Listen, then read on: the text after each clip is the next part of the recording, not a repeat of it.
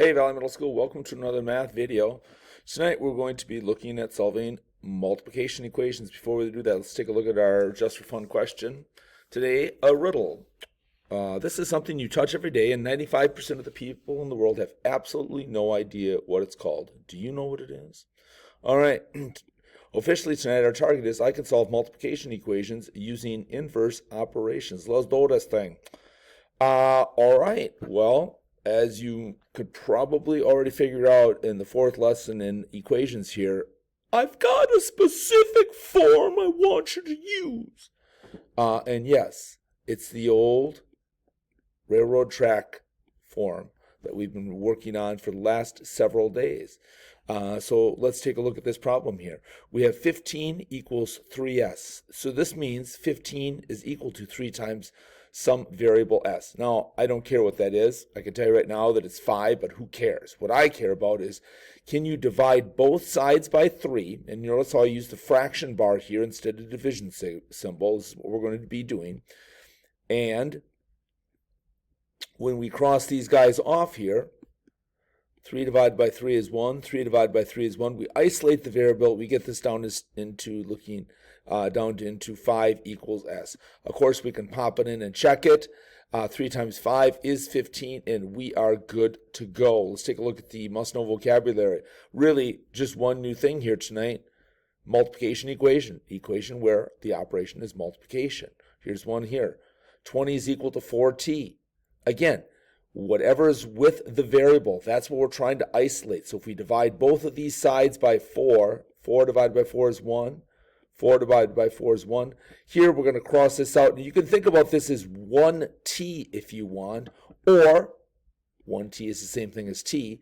But on this side, 20 divided by 4 is 5. 5 equals t. We pop it back in.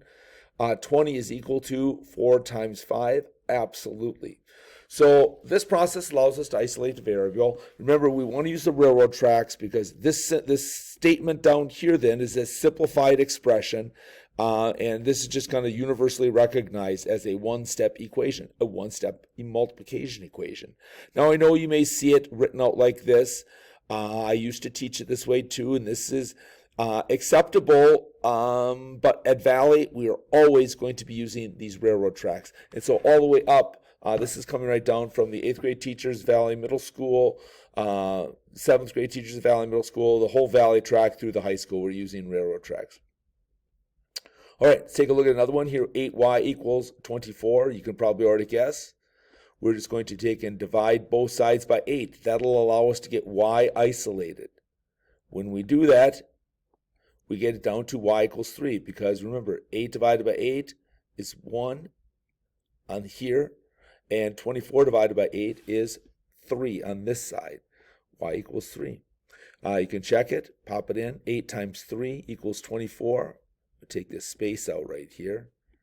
We usually don't put a space in there, but we do insert the variable in parentheses like that. That's real nice. And of course, my colleague, Mrs. Carlton, says, very well done. She's one of the math gurus here. She's certainly the math guru in 6th grade. All right, check this one out. Another multiplication problem here. 6z equals 48. You can probably anticipate what I'm going to do here. I'm going to divide both sides by 6 and isolate that down to z equals 6. Now make sure that you cross these out. 6 divided by 6 is 1, or z. 48 divided by 6 is 8. And we've got Mr. Persons over here in the corner saying, shucks, that's what I get for hanging out with Mrs. Polinka. Yeah, dude, like I haven't told you. All right, a couple of problems for you to try. Go ahead and give this one a shot.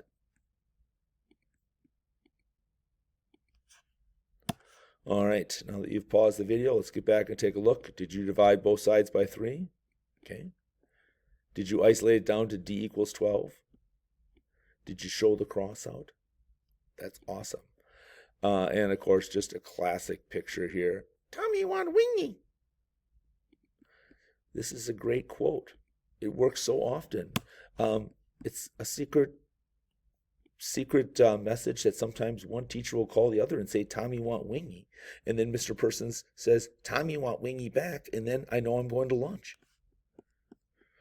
So if you're ever in a person's room and the phone rings and I say, Tom, you want wingy, go up to him and say, Tom, you want wingy. All right. All right. Here's another you try problem. Go ahead and give it a shot. Pause the video. All right. Let's take a look here. See if you did a good job. Did you divide both sides by 8? Did you show the cross sound? Did you get k equals 9? Did you pop it back in just to make sure that it works okay? 8 times 9 is 72. We are good to go. Thank you very much. All right, here's your ticket to the show problems. Kind of a familiar format. Go ahead and do those. Give you a minute here to pause and get that taken care of. All right, the old just for fun trivia question of the day. This is something you touch every day, but 95% of the people have absolutely no idea what is it or what it is. Do you know what it is? This little thing on the end of your shoelace? That's called an aglet. Very cool.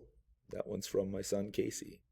Many, many years ago. He loves that word. All right, thanks so much. Have a great evening. I'll see you tomorrow.